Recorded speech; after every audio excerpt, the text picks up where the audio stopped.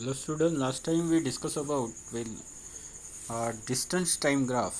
Now we are discussing about velocity time graph for uniform velocity. तो velocity time graph बद्दल आपण शिकणार आहोत आज. त्याच्यामध्ये एक एक्झाम्पल दिला आहे. Train is being with uniform velocity of 60 kilometre per hour for 5 hours.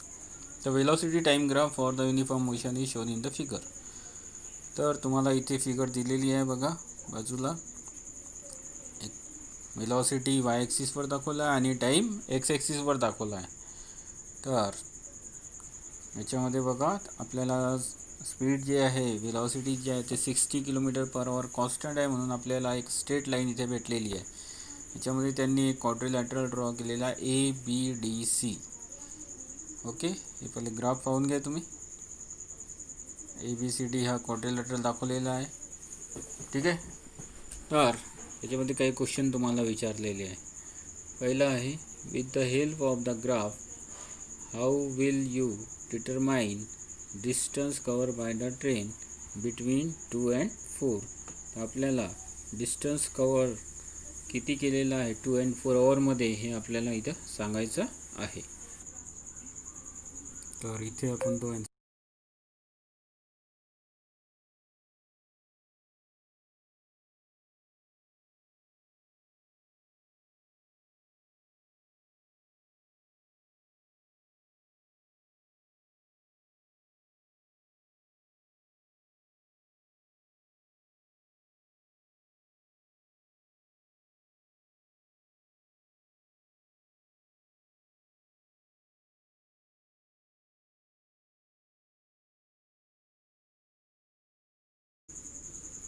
आपल्याला इथे दुसरा क्वेश्चन विचारला आहे, is the relation between the distance covered by the train between 2 and 4 hour and area of a particular quadrangle in the graph. What is the acceleration of the train? तर पहिले तर मी एक्सेलरेशनबद्दल सांगून देतो तुम्हाला. एक्सेलरेशन ऑफ द ट्रेन इथे 0 झालेलं आहे कारण एक वेलॉसिटी आहे ते कॉन्स्टंट आहे, युनिफॉर्म वेलॉसिटी आहे आणि वेलॉसिटी चेंजच नाही झाली तर 0 acceleration, that is no acceleration. आता जो पहिला क्वेश्चन याच्यामध्ये 2 to 4 आवरमध्ये आणि याचा जे क्वाड्रिलॅटरलचा जो एरिया आहे तो आपल्याला काढायचा आहे. बघा इथे क्वाड्रिलॅटरल पाहून घेऊ आपण. हा जो आहे क्वाड्रिलॅटरल तुमचा ABDC हा क्वाड्रिलॅटरल याचा आपल्याला एरिया काढायचा आहे इथे. ठीक आहे. तर एरिया काढण्यासाठी बघा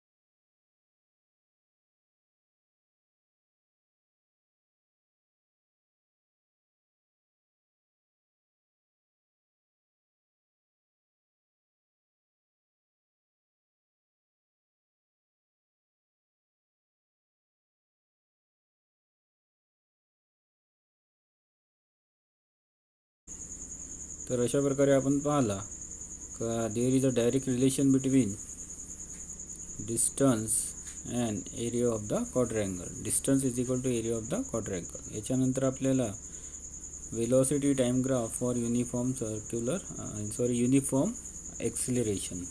ते युनिफॉर्म वेलॉसिटी होता, इथे युनिफॉर्म एक्सिलरेशन आपल्याला दिलेलं आहे.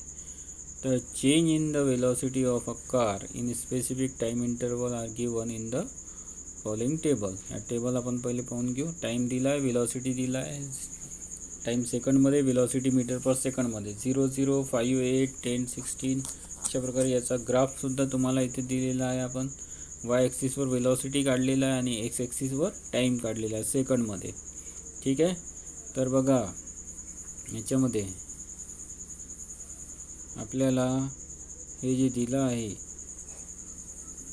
ग्राफ, याच्यामध्ये ही आपल्याला एक स्ट्रेट लाईन अशी भेटलेली आहे. ठीक आहे.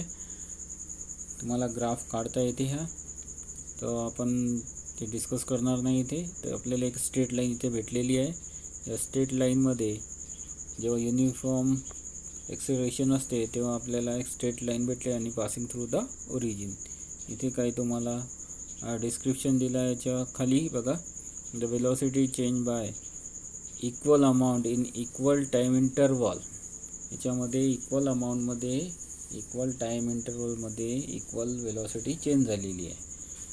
This is uniformly accelerated motion. हा जो आहे युनिफॉर्मली एक्सेलरेटेड मोशन आहे. How much does the velocity change every 5 minute. प्रत्येक 5 मिनटामध्ये किती वेलॉसिटी चेंज झाली आहे बघा. प्रत्येक 5 मिनटामध्ये 8 मीटर पर सेकंडनी वेलॉसिटी चेंज झालेली आहे. म्हणजे हे युनिफॉर्म एक्सेलरेशन हे एक for all uniformly accelerated motion the velocity time graph is straight line. प्रत्येक युनिफॉर्म मोशनसाठी वेलॉसिटी टाइम ग्राफ जे असते ते स्ट्रेट लाईन असते. For non uniformly accelerated motion the velocity time graph may have any shape depending on how the accelerated change with the time. जेव्हा हा uniform acceleration नसते तेव्हा आपल्याला स्ट्रेट लाईन भेटत नाही. From the graph 1.8 we can determine the distance covered by the car between 10 and 28 second of as we did in the case of the train in the previous example. जसं आपण कारसाठी काढलेलं आहे तसं याच्यामध्ये सुद्धा आपण 10 to 20 सेकंडसाठी ट्रेनसाठी आपण हे याचं डिस्टन्स काढू शकतो. The difference is that the velocity of the car is not constant. इथे वेलॉसिटी जी आहे ते कॉन्स्टंट नाही आहे. इथे पहिल्या एक्झाम्पलमध्ये कॉन्स्टंट वेलॉसिटी होती. But in the continuously changing because of the uniform acceleration in such case we have to use the average velocity of the car. म्हणून आपल्याला इथे एव्हरेज वेलॉसिटी कारची काढायची आहे. Time interval to determine the distance cover by the in that interval. म्हणजे आपल्याला हे जे आहे डिस्टन्स काढण्यासाठी एव्हरेज वेलॉसिटी घ्यायला लागेल. From the graph the average velocity of the car is equal to 32 + 16. Average velocity आपण काढली, that is 32 + 16/2 that is equal to 24 metre per. म्हणजे आपण दोघांचा एव्हरेज काढलेला आहे. ठीक आहे. ए पोझिशनवर 16 आहे, बी पोझिशनवर 32 आहे. दोघांचा एव्हरेज येते 24. This is a average velocity. ठीक आहे. आता आपण हे एव्हरेज वेलॉसिटी काढल्यानंतर from the graph the average velocity आपण काढलेली आहे. Multiplying this by the time interval. या टाईम इंटरवल मल्टिप्लाय करायचं आहे आपल्याला. डिस्टन्स कवर आपल्याला काढता येते. Therefore distance cover is equal to 24 × 10 that is 240 metre. आता याच प्रकारे आपल्याला काय करायचं आहे, या इथे जे ग्राफ आहे या ग्राफकडे लक्ष द्या तुम्ही. या ग्राफमध्ये एक क्वाड्रँगल तयार झाला आहे ABCD. हा क्वाड्रँगल जो आहे ABCD याचा आपल्याला एरिया काढायचा. याचा एरिया काढण्यासाठी आपल्याला एक वरती एक ट्रायंगल दिलेला आहे. ठीक आहे. आणि खाली एक रेक्टँगल आहे.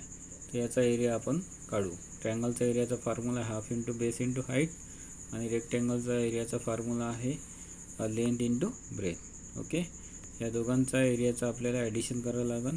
Area of quadrangle ABCD is equal to area of quadrilateral ABCD plus area of quadrilateral AECD plus area of triangle ABE.